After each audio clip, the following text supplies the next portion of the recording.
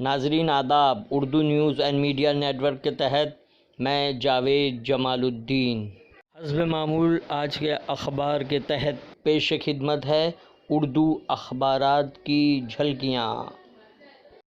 آج بروز پیر 13 جولائی 2020 صبح کے 9 بج چکے ہیں۔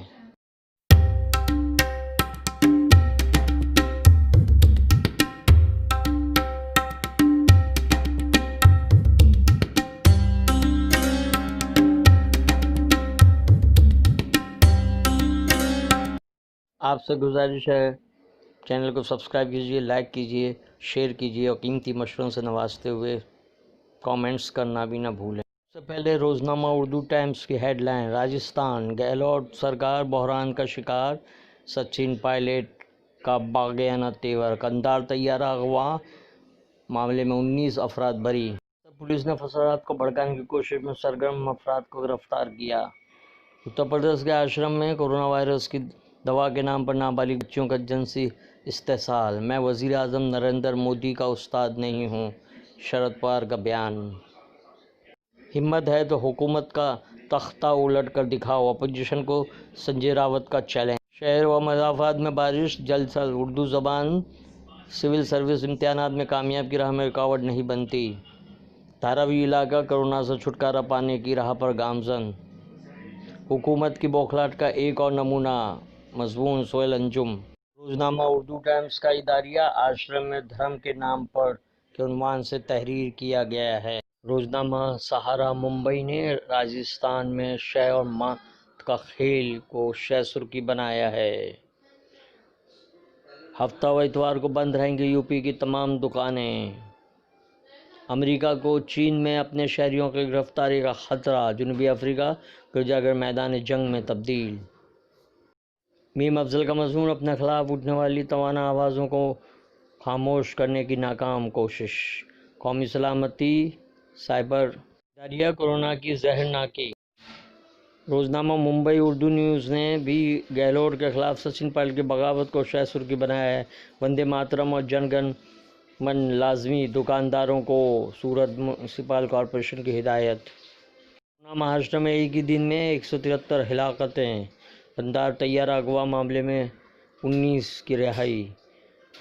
امریکی انتخابات اور ٹرمپ کی H-1B ویزا پر پابندی کا فیصلہ، فرینک اسلام کا مضمون۔ بالی ووڈ پر کورونا کا شکنجہ، 24 گھنٹے میں کورونا کے 28,000 سے زائد نئے معاملے۔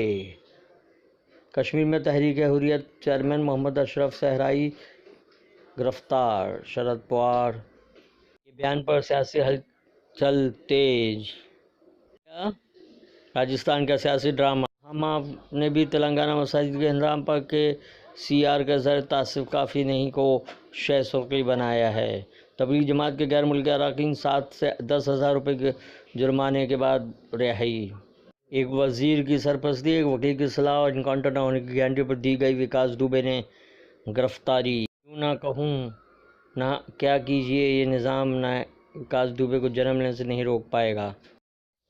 ایشیا ایکسپریس نے راجستھان کی کانگریس سرکار خطرے میں کو شے سرخی بنایا ہے۔ ہمارا دشمن پاکستان نہیں چین ہے، شرد پوار کا بیان۔ چین میں امریکی شہریوں کو حراست کا سامنا ہو سکتا ہے، کورونائی حالات اور ہمارا طرز عمل۔ راہویر فساد معاملہ، مشتبہ ملزموں سے نقصان کی بھرپائی کے لیے 6 کروڑ وصول کرنے کی تجویز۔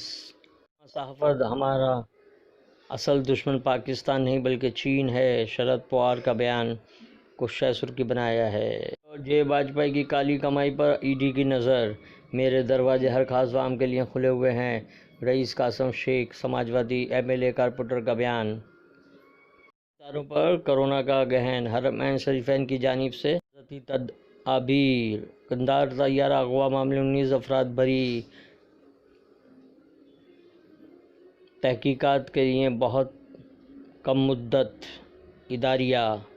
روزنامہ انقلاب نے گہلوٹ سرکار کو بچانے کے لیے اٹھا پٹک تیز، ہائی کمان سرگرم کو شے سرخی بنایا ہے۔ کورونا متاثرین کی تعداد 8.5 لاکھ پہنچی۔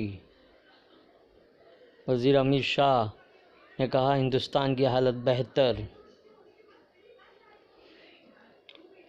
ترکی میں آیا صوفیہ کو میوزیم سے مسجد میں تبدیل کرنے، پوری دنیا میں خلبری، چوطرفہ تقریریں، حکومت کو نوٹ چھاپنا کیوں عزیز ہوتا ہے، نقطۂ نظر میں بھرت جھنجھنوالا، لاک ڈاؤن کب تک، روزنامہ انقلاب کا اداریہ۔ والد کی موت سے غمزدہ جاوید جعفری نے کہا، انہیں دعا میں یاد رکھنا۔ یہ تھی اردو اخبارات کی جھلکیاں، پھر ملاقات ہوگی انشاءاللہ۔